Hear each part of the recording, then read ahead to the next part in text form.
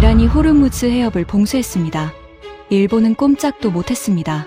전 세계가 얼어붙은 그 순간 한국 선박만 움직이기 시작했습니다. 미중로 모두 포기한 해협을 72시간 만에 40척 전량 돌파.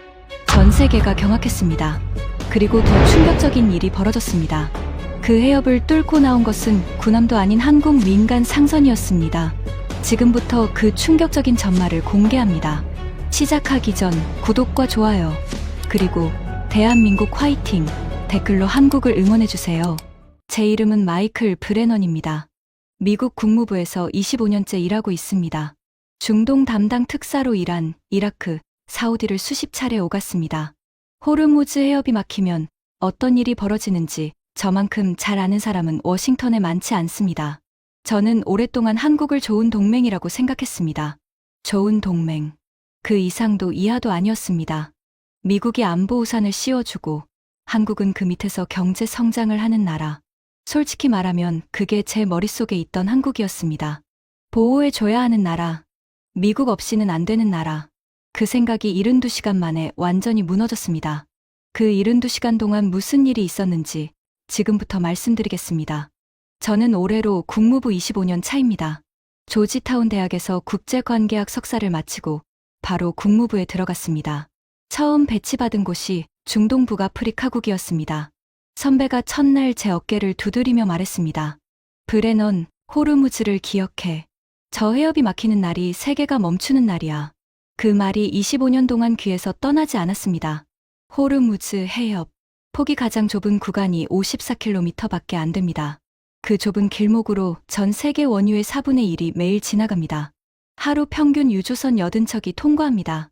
이 해협이 막히면 일본은 3일 만에 정전 위기에 빠지고, 한국은 석유 비축분이 바닥나기 시작하고, 유럽은 난방이 끊깁니다. 저는 그 해협을 25년 동안 지켜봐 왔습니다.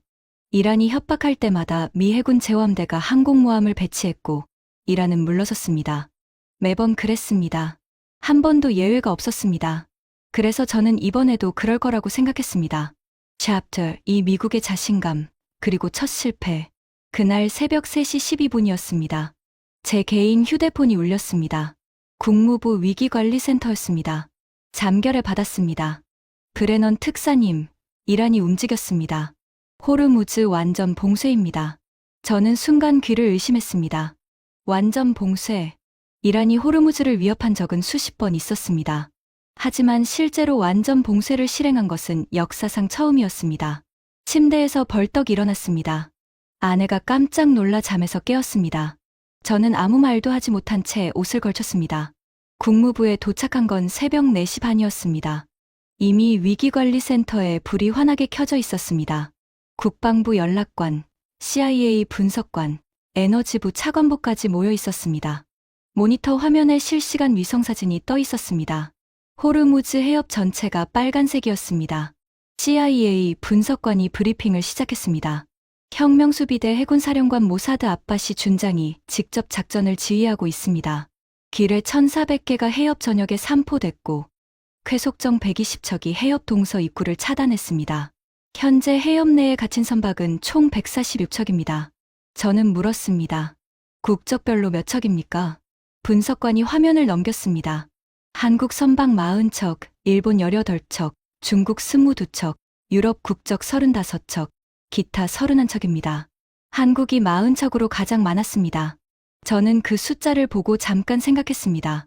한국 원유 수입의 73%가 이 해협을 경유합니다.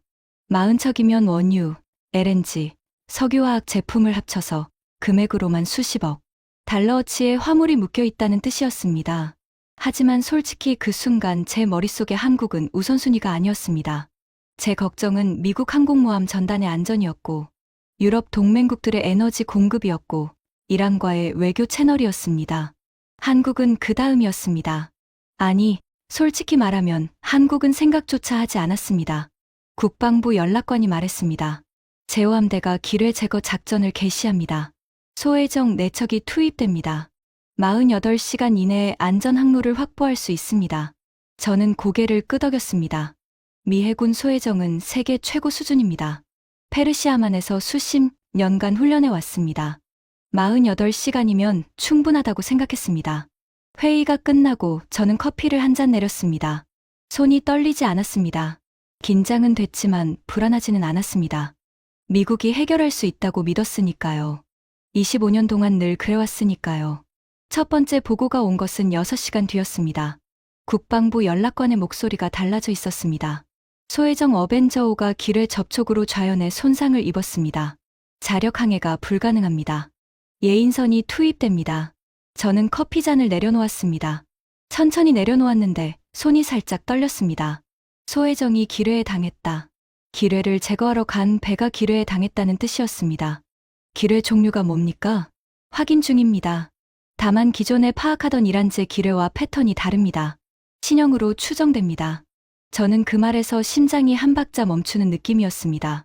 신형 기뢰, 미 해군이 데이터를 갖고 있지 않은 기뢰라는 뜻이었습니다.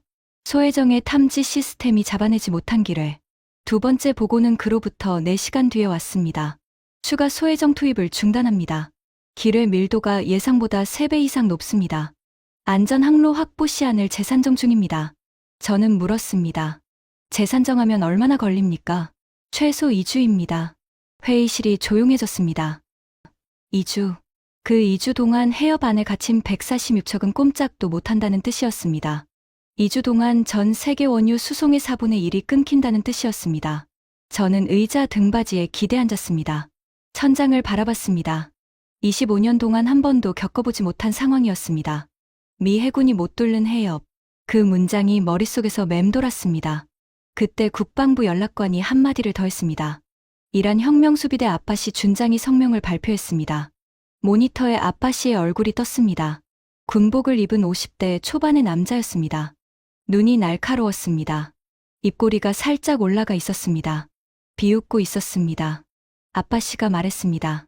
미국 해군의 자랑스러운 소혜정이 우리 기뢰 앞에서 종이배처럼 찢어졌다. 구축함 14척을 보내든 항공모함을 보내든 상관없다. 호르무즈는 이란의 바다다. 우리가 열어줄 때까지 아무도 지나가지 못한다. 저는 그 얼굴을 바라보면서 주먹을 꽉 쥐었습니다. 분노가 아니었습니다. 불안이었습니다. 저 남자가 허풍을 치는 게 아니라는 걸 방금 소혜정 좌초로 증명당했으니까요. 봉쇄선언 24시간이 지나자 세계가 흔들리기 시작했습니다. 유럽이 먼저 비명을 질렀습니다. 독일 에너지부 장관이 워싱턴에 긴급 전화를 걸어왔습니다. 제가 직접 받았습니다. 브레넌 특사, 솔직히 말해 주십시오. 미 해군이 얼마 안에 해협을 열 수 있습니까? 저는 솔직하게 대답했습니다. 장관님, 현재로서는 2주 이상 소요될 것으로 보입니다. 전화기 너머로 독일어 욕설이 들렸습니다. 장관이 수화기를 가리고 보좌관에게 무언가를 외쳤습니다. 다시 전화기를 들더니 목소리가 갈라져 있었습니다. 2주면 독일은 가스 비축분이 바닥납니다. 공장이 멈춥니다. 난방이 끊깁니다. 미국이 책임질 수 있습니까? 저는 대답하지 못했습니다. 책임질 수 없었으니까요. 독일 전화가 끝나기도 전에 프랑스, 이탈리아, 영국에서 줄줄이 전화가 왔습니다. 전부 같은 질문이었습니다. 언제 열립니까? 미국이 해결해 줄 수 있습니까? 저는 같은 대답을 반복했습니다. 현재 확인 중입니다. 최선을 다하고 있습니다. 그런데 유럽보다 더 절박한 전화가 있었습니다. 일본이었습니다. 일본 경제산업성 에너지 차관 야마구치가 직접 전화를 걸어왔습니다. 일본 관료가 미국 국무부에 직접 전화하는 것은 극히 이례적인 일입니다. 그만큼 절박했다는 뜻이었습니다. 야마구치 차관의 목소리는 평소의 그 침착한 톤이 아니었습니다. 떨리고 있었습니다. 브레넌 특사님, 일본의 LNG 수입 80%가 호르무즈를 경유합니다. 지금 해협 안에 일본 LNG선 18척이 갇혀 있습니다. 3일 이내에 풀리지 않으면 도쿄 수도권 발전소 가동이 중단됩니다. 3천만 명이 정전을 겪게 됩니다. 3천만 명 정전. 저는 그 숫자를 듣는 순간 등골이 서늘해졌습니다. 차관님, 미 해군이 전력을 다하고 있습니다. 하지만 솔직히 말씀드리면 기뢰 상황이 예상보다 심각합니다. 야마구치 차관이 잠시 침묵했습니다. 5초쯤 지났을까? 그가 말했습니다. 그렇다면 한 가지 여쭙겠습니다. 지금 해협 안에서 움직이고 있는 선박이 있습니까?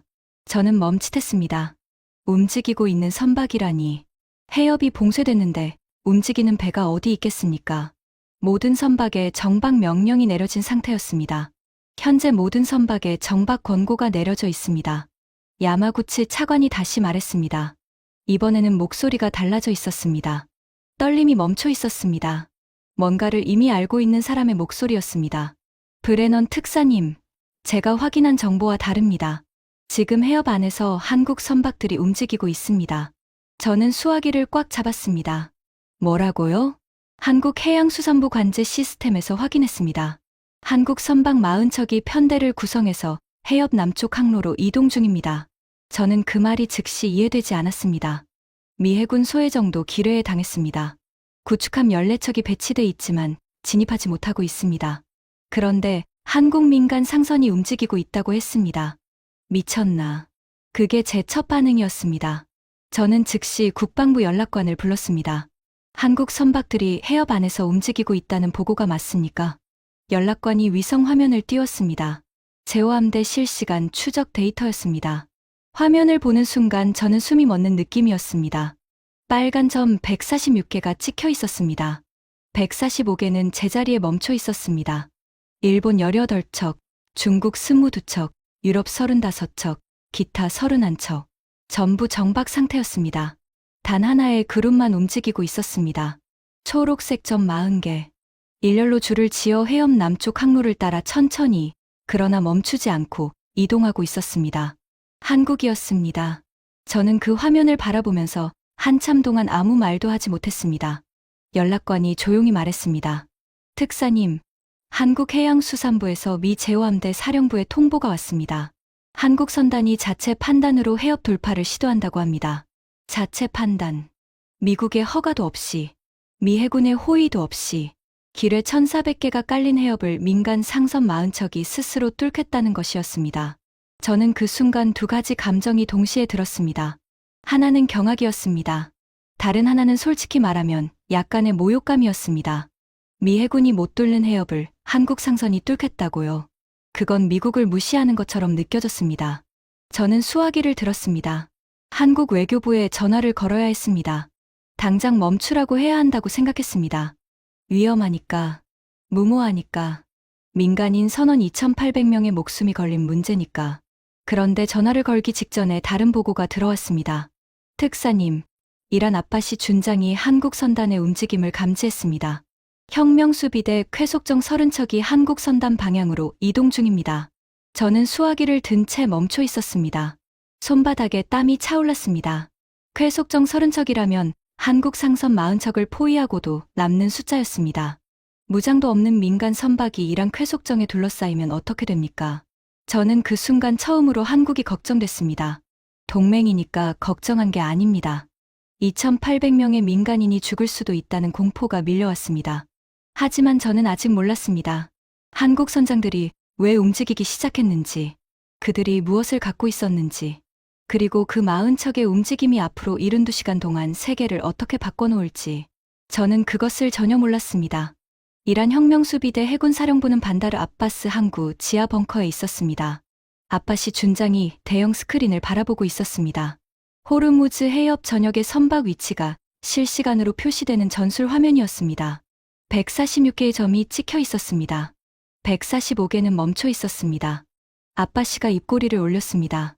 보좌관이 보고했습니다. 사령관님, 중국 COSCO 소속 유조선 12척이 해협 동쪽 입구에서 돌파를 시도했습니다. 아빠씨가 고개를 돌렸습니다. 결과는 3척을 납포했습니다. 나머지 9척은 회항했습니다. 아빠씨가 웃었습니다. 소리내어 웃었습니다.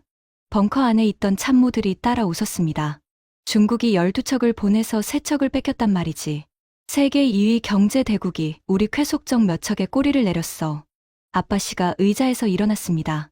스크린 앞으로 걸어갔습니다. 손가락으로 화면을 가리켰습니다. 일본 선박 18척이 모여있는 지점이었습니다. 일본은 전부 정박 상태입니다. 움직일 기미가 없습니다. 당연하지. 일본은 겁쟁이니까. 미국 뒤에 숨어서 미국이 해결해 주길 기다리고 있을 거야. 참모들이 다시 웃었습니다. 아빠씨가 화면을 천천히 훑었습니다. 유럽 선박 35척. 전부 멈춰 있었습니다. 미국 항공모함 전단. 해협 밖에 대기 중이었습니다. 소해정 한 척은 예인되고 있었습니다. 아빠 씨가 만족스러운 표정을 지었습니다. 미국 구축함 14척이 해협 앞에 줄을 서 있는데 단 한 척도 들어오지 못하고 있다. 세계 최강이라는 해군이 내 기뢰밭 앞에서 쥐처럼 움츠러들고 있어. 아빠 씨가 스크린에서 눈을 떼려는 순간이었습니다. 보좌관이 다급하게 말했습니다. 사령관님, 이상한 움직임이 감지됐습니다. 아빠 씨가 멈췄습니다. 어디? 보좌관이 화면을 확대했습니다. 해협 남쪽 항로, 오만 해안 쪽 수역이었습니다. 초록색 점 40개가 일렬로 줄을 지어 움직이고 있었습니다. 한국 선박입니다. 40척 전부 편대를 구성해서 남쪽 항로로 이동 중입니다. 아빠 씨의 표정이 변했습니다. 웃음이 사라졌습니다. 하지만 놀란 표정은 아니었습니다. 비웃음이었습니다. 한국 상선이 움직이고 있다고? 미 해군도 못 뚫는 해협을 화물선이 뚫겠다는 거야? 아빠 씨가 코웃음을 쳤습니다. 쾌속정 30척을 보내. 한국 선단 앞을 가로막아. 경고 사격 한 발이면 꼬리를 내릴 거다. 보좌관이 즉시 명령을 전달했습니다. 쾌속정 30척이 반다르 아바스 항구에서 출항했습니다. 아빠 씨가 의자에 다시 앉았습니다. 팔짱을 꼈습니다. 중국이 12척 보내서 3척 뺏기고 도망갔는데 한국 상선이 뭘 할 수 있겠어. 무장도 없는 놈들이. 그는 그렇게 말하고 차를 한 모금 마셨습니다. 여유로웠습니다. 저는 이 장면을 나중에 미 해군 정보 보고서를 통해 알게 됐습니다. 그 보고서에는 아빠 씨의 통신 감청 기록이 포함돼 있었습니다. 그가 한 말 한마디가 기록돼 있었습니다. 아빠 씨는 한국을 완전히 무시하고 있었습니다. 미국도 뚫지 못한 해협을 한국 상선 따위가 뚫을 수 있다고는 상상조차 하지 않았습니다. 그것이 그의 첫 번째 실수였습니다. 납포된 중국 선박 3척의 소식은 전 세계에 빠르게 퍼졌습니다. CNN이 실시간 속보로 보도했습니다. 납포된 선원들이 이란 혁명수비대에 의해 반다르 아바스 항구로 끌려가는 영상이 나왔습니다. 선원들 얼굴에 공포가 가득했습니다. 손이 뒤로 묶여 있었습니다. 그 영상을 본 순간 해협 안에 갇혀있던 다른 나라 선박들은 완전히 얼어붙었습니다. 일본 선박 18척의 선장들이 일제히 본사에 연락했습니다. 움직이지 않겠다고. 미 해군이 안전 항로를 확보할 때까지 기다리겠다고. 유럽 선박 35척도 마찬가지였습니다. 노르웨이 해운청이 자국 선박 전체에 정박 유지 명령을 내렸습니다. 모두가 멈췄습니다.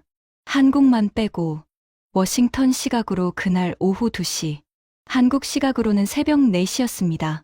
저는 위기관리센터에서 실시간으로 한국 선단의 움직임을 추적하고 있었습니다. 40개의 초록색 점이 천천히, 하지만 멈추지 않고 남쪽으로 내려가고 있었습니다. 속도는 8노트. 느렸습니다. 일부러 느리게 가고 있는 것처럼 보였습니다. CIA 분석관이 말했습니다. 한국 선단의 움직임이 이상합니다. 단순히 남쪽으로 내려가는 게 아닙니다.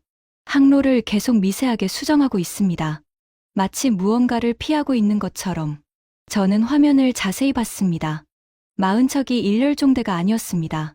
선두에 유조선 2척이 나란히 가고 그 뒤를 나머지 38척이 약간씩 지그재그로 따라가고 있었습니다. 군사 용어로 말하면 소해 항행 대형이었습니다. 저건 군함 대형 아닙니까? CIA 분석관이 고개를 끄덕였습니다. 맞습니다. 선두 2척이 기뢰 탐지 역할을 하고 후속 선박들이 선두가 지나간 안전 항로만 따라가는 구조입니다. 저는 멈칫했습니다. 민간 상선이 소해 항행 대형을 구사하고 있다. 어떻게 가능합니까? 상선 선장들이 그런 훈련을 받은 적이 있습니까? 분석관이 추가 정보를 띄웠습니다. 한국 선단을 지휘하고 있는 것은 한국해양수산부 산하해운관제센터입니다. 울산에 위치해 있습니다. 현재 관제센터에서 실시간으로 항로를 계산해서 각 선박에 전달하고 있는 것으로 보입니다. 울산. 저는 그 도시 이름을 들어본 적은 있었습니다. 현대중공업 조선소가 있는 곳이라는 정도는 알고 있었습니다. 하지만 그곳에 해운관제센터가 있는지는 몰랐습니다. 관제센터에서 어떤 데이터를 쓰고 있는지 확인할 수 있습니까? 분석관이 잠시 작업하더니 화면을 띄웠습니다. 저는 그 화면을 보는 순간 의자에서 몸이 앞으로 쏠렸습니다. 이건 뭡니까? 한국해운관제센터가 보유하고 있는 호르무즈 해협 해저, 지형 데이터입니다. 한국 선박들이 지난 40년간 이 해협을 통과하면서 축적한 데이터를 기반으로 만든 정밀 해저 지도입니다. 저는 그 지도를 바라봤습니다. 미 해군 해도보다 정밀했습니다. 해저 지형의 등고선이 50cm 단위로 찍혀 있었습니다. 미 해군 해도는 2m 단위였습니다. 4배나 정밀했습니다. 어떻게 민간 기업이 이런 데이터를 갖고 있습니까? 분석관이 대답했습니다. 한국 원유 수입의 73%가 이 해협을 경유합니다. 한국 유조선과 LNG선이 하루 평균 6척씩 이 해협을 통과합니다. 40년이면 약 8만 7천 번 통과한 겁니다. 매번 통과할 때마다 선저 센서가 해저 데이터를 수집했습니다. 그걸 40년간 축적한 겁니다. 8만 7천 번. 저는 그 숫자에 멍해졌습니다. 미 해군 제호함대가 페르시아만에 주둔한 것은 냉전 이후입니다. 한국 유조선들은 그보다 먼저 그리고 더 자주 이 해협을 지나다녔습니다. 그 데이터로 뭘 하고 있는 겁니까? 길의 위치를 추정하고 있습니다. 저는 숨이 멎는 느낌이었습니다. 길의 위치를 추정한다고요? 민간 관제센터가? 네. 이란이 기뢰를 투하한 해역의 해저, 지형 데이터와 이란 혁명수비대, 기뢰부 설정의 과거 훈련 패턴을 대조해서 기뢰가 깔렸을 가능성이 높은 구역을 계산하고 있습니다. 그리고 그 구역을 피하는 항로를 실시간으로 선단에 전달하고 있습니다. 저는 한참 동안 아무 말도 하지 못했습니다. 민간 해운 관제센터가 기뢰 회피 항로를 실시간으로 계산하고 있었습니다. 미 해군 소해정이 기뢰에 좌초한 바로 그 해협에서 미 해군보다 4배 정밀한 해저, 지형 데이터를 가지고 국방부 연락관이 조용히 말했습니다. 특사님, 솔직히 말씀드리면 저도 믿기 어렵습니다. 하지만 데이터를 보면 한국 선단의 항로가 우리 소해정이 기뢰에 접촉한 해역을 정확하게 피해가고 있습니다. 저는 의자 등받이에 기대 앉았습니다. 천장을 바라봤습니다. 25년 외교관 생활에서 이런 상황은 처음이었습니다. 미 해군이 뚫지 못한 해협을 한국 민간 선박이 뚫고 있었습니다. 군사 위성이 아니라 40년간 모은 상선 데이터로. 그때 제 휴대폰이 울렸습니다. 한국 외교부 북미국장이었습니다. 브레넌 특사님, 한국해양수산부 장관이 직접 통화를 요청합니다. 저는 잠시 망설였습니다. 그리고 받았습니다. 한국해수부 장관의 목소리는 놀라울 정도로 차분했습니다. 2,800명의 선원이 기뢰밭을 지나고 있는 상황에서 어떻게 저렇게 차분할 수 있는지 이해가 안 됐습니다. 브레넌 특사님, 한 가지 알려드릴 것이 있습니다. 한국 선단은 현재 자체 관제하에 안전 항로를 확보하며 이동 중입니다. 미 해군의 호의를 요청하는 것이 아닙니다. 다만 혁명수비대 쾌속정이 접근하고 있다는 정보가 있어서 불필요한 충돌을 방지하기 위해 미 측의 상황을 공유드리는 것입니다. 저는 그 말을 듣고 묘한 감정이 들었습니다. 한국이 미국에 도움을 요청하는 게 아니었습니다. 한국이 미국에 통보하고 있었습니다. 우리가 알아서 뚫겠다고. 다만 너희 쪽에서 방해하지 말라고. 장관님, 솔직히 말씀드리겠습니다. 기뢰밭에 민간 선박을 보내는 것은 극도로 위험합니다. 선원들의 안전을 보장할 수 없습니다. 장관이 대답했습니다. 특사님, 한국 선장들은 이 해협을 수백 번 통과한 사람들입니다. 선장 40명 중 호르무즈 통과 경력 10년 이상이 32명입니다. 20년 이상이 14명입니다. 이 해협의 조류, 수심, 해저 지형을 미 해군 수로국보다 잘 아는 사람들입니다. 저는 반박하려다 멈췄습니다. 반박할 말이 떠오르지 않았습니다. 방금 제가 직접 확인한 데이터가 그 말을 뒷받침하고 있었으니까요. 전화를 끊고 저는 한참을 가만히 앉아 있었습니다. 25년 동안 저는 한국을 보호해야 할 나라로 생각했습니다. 미국이 안보 우산을 씌워주고 한국은 그 밑에서 경제를 키우는 나라. 그런데 지금 이 순간 미 해군이 못하는 것을 한국 민간인들이 하고 있었습니다. 저는 처음으로 불편했습니다. 한국이 대단해서 불편한 게 아니었습니다. 제가 한국을 몰랐다는 사실이 불편했습니다. 한국 선단이 해협 남쪽 항로에 진입한 것은 봉쇄 선언 후 26시간째였습니다. 저는 위기관리센터에서 실시간으로 지켜보고 있었습니다. 국방부에서 제호함대 실시간 추적 데이터를 공유해줬습니다. 화면에는 초록색 점 40개가 천천히 움직이고 있었습니다. 그리고 빨간 점 30개가 빠르게 접근하고 있었습니다. 이란 혁명수비대 쾌속정이었습니다. 국방부 연락관이 말했습니다. 쾌속정 선두 그룹이 한국 선단 전방 12km 지점에 도달했습니다. 속도를 줄이고 있습니다. 차단 대형을 구성하는 것 같습니다. 저는 모니터를 바라보면서 손에 땀이 차는 걸 느꼈습니다. 빨간 점 30개가 초록 점 40개의 앞을 가로막고 있었습니다. 민간 상선 앞에 군용 쾌속정이 벽을 세운 형국이었습니다. 한국 선단의 반응은 속도를 유지하고 있습니다. 파일로트, 변함없습니다. 멈추지 않고 있었습니다. 앞에 쾌속정 30척이 가로막고 있는데 속도를 줄이지도 않았습니다. 아빠씨의 통신이 감청됐습니다. 한국 선단에 경고 통신을 보내라. 즉시 정지하지 않으면 납포 조치에 들어간다고. 30초 뒤 혁명수비대에서 한국 선단에 국제해양 채널로 통신을 보냈습니다. 한국 선박들에 고한다. 호르무즈 해협은 현재 이란 이슬람 공화국의 통제하에 있다. 모든 선박은 즉시 엔진을 정지하고 정박하라. 불응시 납포한다. 저는 숨을 죽이고 한국 측 응답을 기다렸습니다. 10초가 지났습니다. 20초가 지났습니다. 응답이 없었습니다. 한국 선단이 응답하지 않습니다. 응답하지 않은 게 아니었습니다. 무시한 것이었습니다. 이란 혁명수비대의 정지 명령을 40척 전부가 일제히 무시했습니다. 아빠씨의 통신이 다시 잡혔습니다. 이번에는 목소리 톤이 달라져 있었습니다. 날카로웠습니다. 경고 사격. 선두 선박 전방 500m에 사격하라. 쾌속정에서 기관포 사격이 시작됐습니다. 한국 선단 선두 유조선 전방 500m 해면에 물기둥이 치솟았습니다. 위성 화면에서도 보일 정도였습니다. 저는 심장이 멈추는 느낌이었습니다. 경고 사격. 다음은 실탄 사격이었습니다. 한국 선단 반응은 연락관이 모니터를 확인했습니다. 그리고 믿을 수 없다는 표정으로 저를 봤습니다.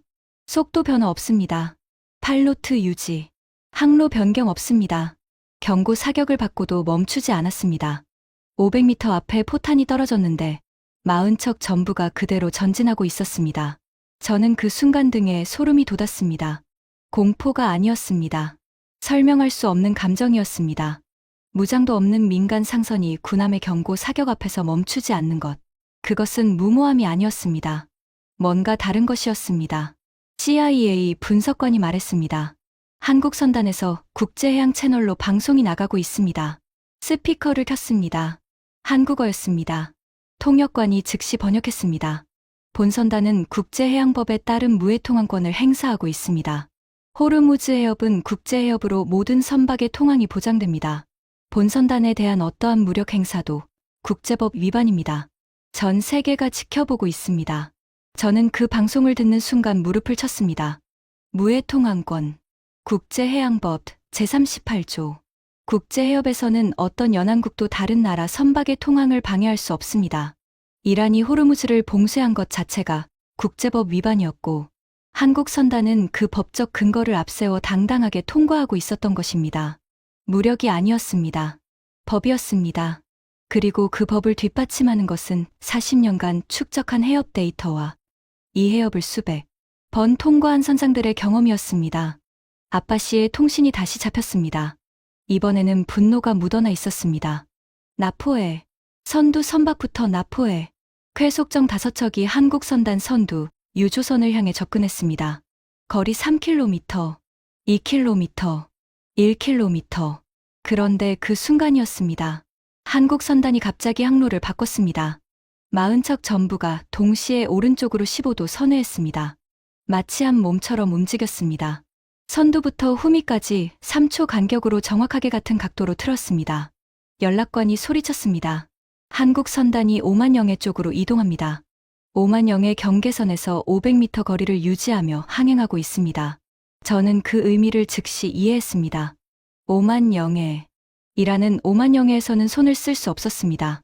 오만은 이란의 봉쇄에 참여하지 않았습니다. 한국 선단은 이란 수역과 오만영해 사이의 좁은 틈을 이용해서 이동하고 있었던 것입니다. 500m. 오만영해 경계선에서 500m. 그 좁은 공간을 유조선 40척이 일렬로 통과하고 있었습니다. 좌우 여유가 거의 없었습니다. 한 척이라도 항로를 벗어나면 이란 수역에 진입하거나 오만영해를 침범하게 되는 바늘구멍 같은 통로였습니다. 저걸 어떻게 하는 겁니까? CIA 분석관이 화면을 확대했습니다. 울산 관제센터에서 각 선박에 실시간으로 좌표를 전달하고 있습니다. 10초마다 항로를 보정하고 있습니다. 10초마다 40척에 동시에 기뢰밭을 피하면서 오만영해 경계선 500m를 유지하면서 저는 입이 벌어졌습니다. 이건 민간 해운 관제가 아니었습니다. 이건 군사작전 수준이었습니다. 아니, 솔직히 말하면 미 해군도 이 정도 정밀도의 실시간 관제는 쉽지 않았습니다. 회속정 5척이 한국 선단에 접근하려다 멈췄습니다. 한국 선단이 오만영해 바로 옆에 붙어 있었기 때문입니다. 회속정이 나포를 시도하면 오만영해를 침범하게 됩니다. 오만은 미국의 동맹이었습니다. 이란이 오만영해를 건드리면 외교적으로 새로운 전선이 열리는 것이었습니다. 아빠씨의 통신이 잡혔습니다. 이번에는 소리를 지르고 있었습니다. 저 놈들이 오만 쪽으로 붙었어. 왜 미리 막지 못했어? 참모가 대답했습니다. 사령관님, 한국 선단의 항로 변경이 너무 갑작스러웠습니다. 40척이 동시에 선회할 줄은 예상하지 못했습니다. 40척이 동시에? 그게 가능해. 군함도 아닌 화물선이? 참모가 대답하지 못했습니다. 아빠씨의 얼굴에서 비웃음이 사라졌습니다. 처음으로 당혹스러운 표정이 스쳤습니다. 저는 워싱턴에서 그 장면을 지켜보면서 처음으로 한국에 대한 생각이 바뀌기 시작했습니다. 이들은 무모한 게 아니었습니다. 완벽하게 계산하고 있었습니다. 법적 근거, 해저 데이터, 실시간 관제, 국제영해 경계선까지 전부 계산한 다음에 움직인 것이었습니다. 한국 선단의 돌파 소식이 전 세계에 퍼지기 시작한 것은 봉쇄 36시간째였습니다. CNN이 긴급 속보로 보도했습니다. 한국 상선 40척이 이란의 호르무즈 봉쇄를 돌파하고 있습니다. 미 해군도 진입하지 못한 해협을 민간 선박이 통과하고 있다는 놀라운 상황이 벌어지고 있습니다. 영국 BBC가 뒤따랐습니다. 프랑스 르몽드가 보도했습니다. 도쿄 NHK가 긴급 특보를 내보냈습니다. 전 세계 언론이 일제히 호르무즈 해협을 주시하기 시작했습니다. 그리고 그 순간부터 제 전화기가 쉬지 않고 울렸습니다. 가장 먼저 전화한 것은 노르웨이 외교부였습니다. 브레넌 특사, 한국 선단이 정말 해협을 통과하고 있습니까? 사실입니까? 사실입니다. 어떻게 가능합니까? 미 해군도 기뢰 때문에 진입하지 못했는데. 저는 대답했습니다. 한국이 40년간 축적한 해협 데이터를 활용하고 있는 것으로 파악됩니다. 전화기 너머에서 침묵이 흘렀습니다. 노르웨이 외교관이 다시 말했습니다. 한국 선단이 통과에 성공하면 우리 선박도 한국 선단의 항로를 따라갈 수 있겠습니까? 저는 그 질문을 듣는 순간 묘한 기분이 들었습니다. 세계 3대 해운 강국 노르웨이가 한국 선단 뒤를 따라가겠다고 하고 있었습니다. 노르웨이 전화가 끝나기도 전에 영국 에너지부에서 연락이 왔습니다. 같은 질문이었습니다. 한국 선단 뒤를 따라갈 수 있느냐? 프랑스에서도 왔습니다. 독일에서도 왔습니다. 그리고 가장 충격적인 전화가 왔습니다. 일본이었습니다. 야마구치 차관이 다시 전화한 것이 아니었습니다. 일본 해양수산청 장관이 직접 전화를 걸어왔습니다. 목소리가 다급했습니다. 브레넌 특사님, 한국 측에 연결해 주실 수 있습니까? 한국 해양수산부 장관에게 직접 통화를 요청하고 싶습니다. 무슨 건으로? 일본 장관이 잠시 침묵했습니다. 그리고 말했습니다. 목소리가 낮았습니다. 한국 선단이 해협을 통과할 때 일본 선박 18척도 함께 가게 해달라고 부탁하려고 합니다. 저는 수화기를 잡은 손에 힘이 들어갔습니다. 일본이 한국에 부탁하고 있었습니다. 미국에게 해달라고 하는 것이 아니라 한국에 직접 부탁하고 있었습니다. 미 해군 호위가 아니라 한국 상선 뒤를 따라가게 해달라고. 저는 그 순간을 잊을 수가 없습니다. 25년 외교관 생활에서 일본이 한국에 무언가를 직접 부탁하는 것을 본 적이 거의 없었습니다. 특히 안보와 관련된 문제에서는 일본은 항상 미국을 통해 한국과 소통했습니다. 그것이 동북아 외교의 불문율이었습니다. 그런데 지금 일본이 그 불문율을 깨고 한국에 직접 전화를 걸고 있었습니다. 미국을 거치지 않고 저는 한국 외교부에 연결해 줬습니다. 일본 장관과 한국 해수부 장관의 통화가 이뤄졌습니다. 통화 내용은 제가 직접 들었습니다. 한국 장관이 말했습니다. 일본 선박 18척의 위치와 선종, 흘수 정보를 보내주시면 관제센터에서 항로를 계산하겠습니다. 다만 한 가지 조건이 있습니다. 일본 장관이 물었습니다. 무엇입니까? 한국 관제센터의 지시에 절대적으로 따라야 합니다. 독자 판단으로 항로를 이탈하면 한국 선단 전체가 위험해집니다. 이 조건을 수용하시겠습니까? 일본 장관이 3초쯤 침묵했습니다. 일본 선박이 한국 관제센터의 지시를 따른다. 일본 해운 역사에서 전례가 없는 일이었을 것입니다. 수용하겠습니다. 저는 그 대화를 들으면서 가슴 한쪽이 먹먹해지는 느낌이었습니다. 이것이 진짜 힘이구나. 군사력이 아니라 이런 것이 진짜 힘이구나. 위기의 순간에 다른 나라가 줄을 서는 나라. 그것이 진짜 강한 나라구나. 한국관제센터가 일본 선박 18척의 항로를 추가로 계산하기 시작했습니다. 그리고 1시간 뒤 노르웨이 선박 8척, 영국 선박 6척, 프랑스 선박 4척도 합류를 요청해 왔습니다. 한국 선단 40척 뒤에 36척이 더 붙었습니다. 총 76척이 한국관제센터의 지시를 받으며 해협을 통과하기 시작했습니다. 한국이 선두에 섰습니다. 세계가 그 뒤를 따랐습니다. 봉쇄 48시간째. 한국 선단의 선두 유조선이 호르무즈 해협의 가장 좁은 구간에 진입했습니다. 폭 54km. 하지만 기뢰와 오만영의 경계를 고려하면 실제 통과 가능한 폭은 3km도 되지 않았습니다. 그 좁은 통로를 76척이 일렬로 지나가고 있었습니다. 아빠 씨는 벙커에서 화면을 바라보고 있었습니다. 통신 감청 기록에 따르면 그는 한참 동안 아무 말도 하지 않았습니다. 참모가 보고했습니다. 사령관님, 한국 선단 후방에 일본, 노르웨이, 영국, 프랑스 선박이 합류했습니다. 총 76척입니다. 아빠 씨가 참모를 바라봤습니다. 76척이 한국 뒤를 따라가고 있다는 말이야? 그렇습니다. 왜 한국이야?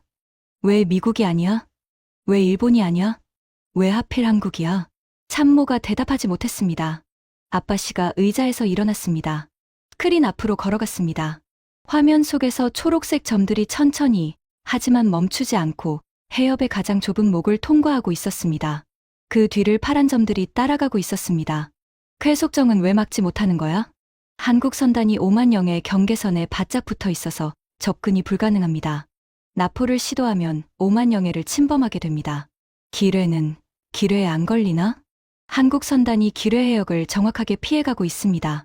우리 기뢰 부설 패턴을 알고 있는 것 같습니다. 아빠 씨의 얼굴이 굳었습니다. 감청 기록에 따르면 그는 10초 동안 아무 말도 하지 않았습니다. 그리고 낮은 목소리로 말했습니다. 어떻게 알고 있지? 기뢰 부설 위치는 최고 기밀인데. 참모가 머뭇거렸습니다. 정확하지는 않지만 한국이 수십 년간 이 해협을 통과하면서 해저, 지형 데이터를 축적한 것으로 보입니다. 그 데이터로 기뢰 위치를 역추적한 것 같습니다. 상선 데이터로? 그렇습니다. 아빠 씨가 주먹으로 콘솔을 내리쳤습니다. 차 잔이 떨어져 깨졌습니다. 40년간 모은 데이터라고. 40년 동안 이 해협을 지나다니면서 우리 바다 밑바닥을 전부 스캔해 갔단 말이야. 참모가 고개를 숙였습니다. 저는 이 감청 기록을 읽으면서 아빠 씨의 심정이 이해됐습니다. 그는 미국을 상대하고 있다고 생각했습니다. 세계 최강 해군을 상대하는 것이 자신의 전쟁이라고 생각했습니다. 그래서 기뢰를 깔고 쾌속정을 배치한 것이었습니다. 미 해군을 막기 위해. 그런데 그의 봉쇄를 뚫고 있는 것은 미 해군이 아니었습니다. 한국 민간 상선이었습니다. 군함도 아닌 화물선이, 미사일도 어뢰도 없는 배들이 40년치 데이터와 선장들의 경험만으로 봉쇄 56시간째 한국 선단의 선두 유조선이 호르무즈 해협을 완전히 빠져나왔습니다. 아라비아의 자유로운 바다로 나왔습니다. 그 소식이 전해지는 순간 워싱턴 위기관리센터에서 누군가가 박수를 쳤습니다. 한 명이 치자 두 명이 따라 쳤습니다. 그리고 센터 전체가 박수를 치고 있었습니다. 미 해군 장교들이 한국 민간 상선의 해협 돌파에 박수를 치고 있었습니다. 저는 박수를 치지 않았습니다. 그냥 화면을 바라보고 있었습니다. 초록색 점들이 하나씩 해협을 빠져나오고 있었습니다. 그 뒤를 파란 점들이 따라 나오고 있었습니다. 일본 18척, 노르웨이 8척, 영국 6척, 프랑스 4척, 76척 전부. 단 한 척도 빠짐없이 봉쇄 64시간째. 한국 선단 40척 전량이 호르무즈 해협을 완전히 통과했습니다. 뒤따라 나온 36척도 전부 무사했습니다. 기뢰 접촉 0건, 나포 0건, 인명 피해 0명. 저는 그 숫자들을 보면서 한참 동안 가만히 앉아 있었습니다. 64시간, 38시간의 항해에 기뢰 1400개 사이를 76척이 빠져나왔습니다. 민간 관제센터의 실시간 항로 지시만으로. 그때 마지막 감청 기록이 들어왔습니다. 아빠 씨가 참모에게 한 마지막 말이었습니다. 한국 선박을 막을 수 없었다.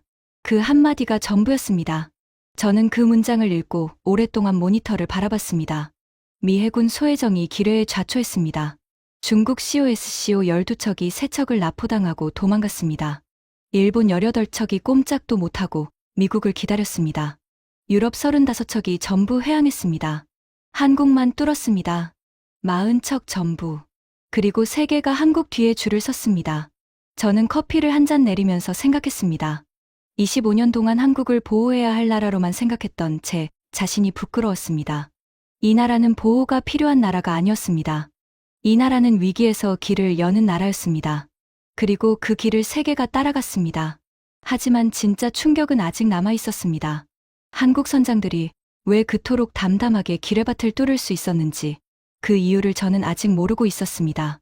돌파가 끝나고 이틀 뒤 저는 국무장관실에 불려갔습니다. 호르무즈 사태 최종 보고서를 작성하라는 지시였습니다.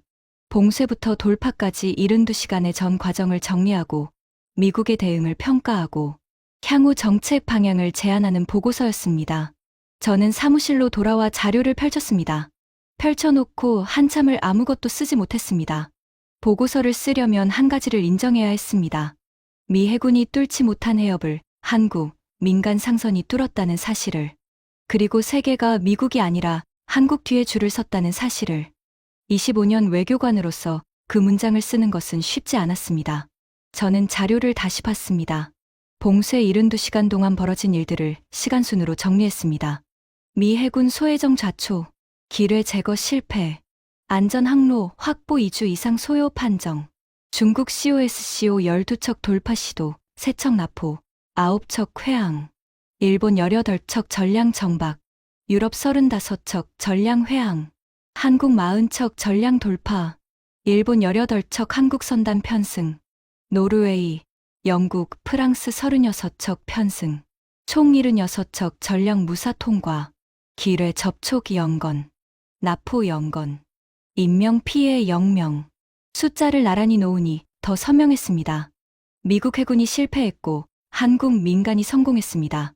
그 사실을 어떤 수사로도 감출 수 없었습니다. 저는 보고서를 쓰기 전에 한 가지를 더 확인하고 싶었습니다. 한국 선장들이 왜 그토록 담담하게 기뢰밭에 뛰어들 수 있었는지, 경고 사격을 받고도 왜 멈추지 않았는지, 2,800명의 선원이 목숨을 걸고 해협을 돌파한 이유가 무엇이었는지, 저는 한국해양수산부를 통해 선단을 지휘한 선장과의 면담을 요청했습니다. 허가가 났습니다. 화상통화로 연결된 사람은 선단 선두 유조선의 선장이었습니다. 이름은 박정수, 57세, 호르무즈 해협 통과 경력 23년, 통과 횟수 480회 이상. 화면에 나타난 얼굴은 평범했습니다. 특별할 것 없는 중년 남자의 얼굴이었습니다. 검게 탄 피부에 주름이 깊었습니다. 바다 사람의 얼굴이었습니다. 저는 통역을 통해 물었습니다. 선장님, 기뢰 1,400개가 깔린 해협에 민간 상선을 몰고 들어간다는 결정을 어떻게 내리셨습니까? 박 선장이 잠시 생각했습니다. 그리고 대답했습니다. 결정이라고 할 것까지는 없었습니다.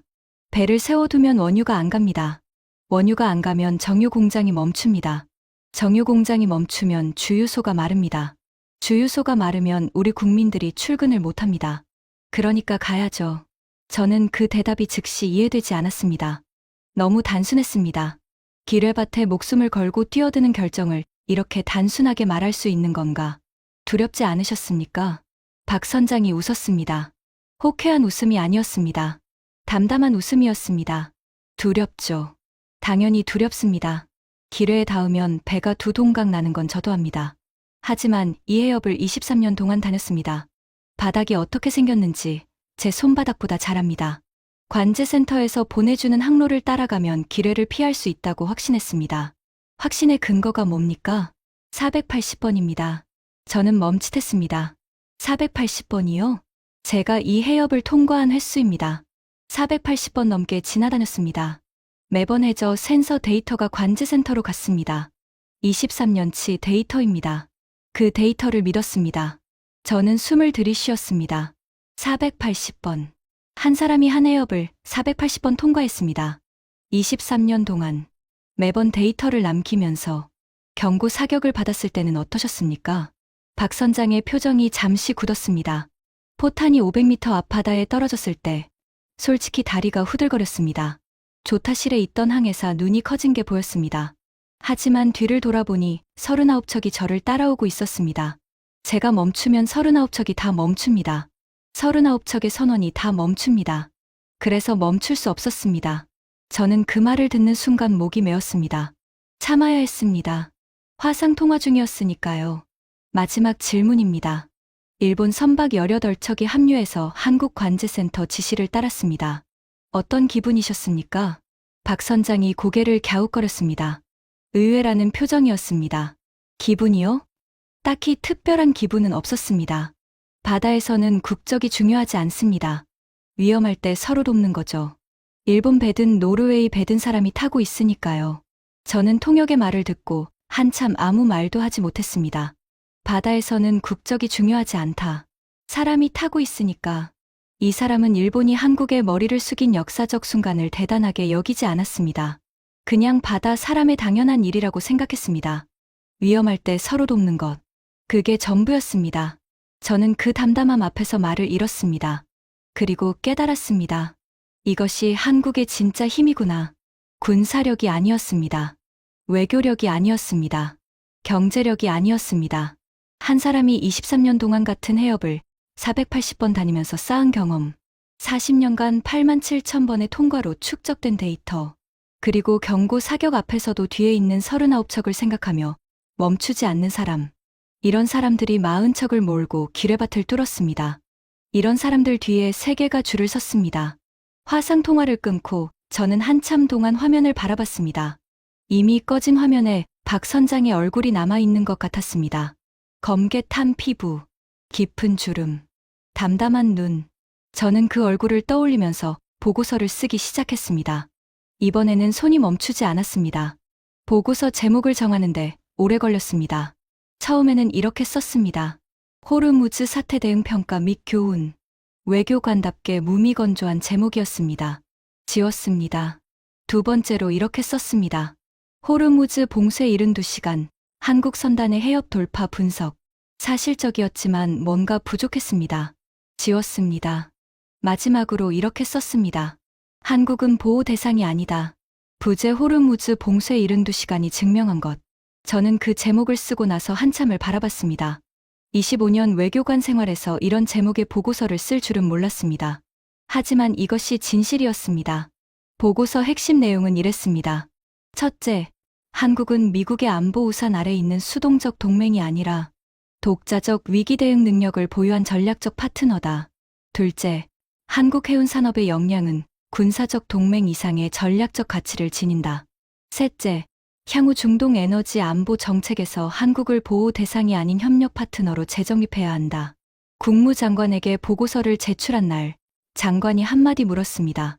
브레넌, 25년 동안 중동을 담당하면서 이런 보고서는 처음이지. 그렇습니다. 한국을 이렇게 평가한 보고서를 국무부에서 작성한 것도 처음일 거야. 저는 고개를 끄덕였습니다. 장관이 보고서를 다시 펼쳤습니다. 마지막 페이지를 읽더니 잠시 침묵했습니다. 마지막 단락이 인상적이네. 저는 그 단락을 기억합니다. 이렇게 썼습니다. 호르무즈 해협에서 미국이 배운 것은 기뢰 제거 기술의 한계가 아니다. 한국이라는 나라의 본질이다. 이 나라는 23년 동안 같은 바다를 480번 다닌 선장이 있는 나라다.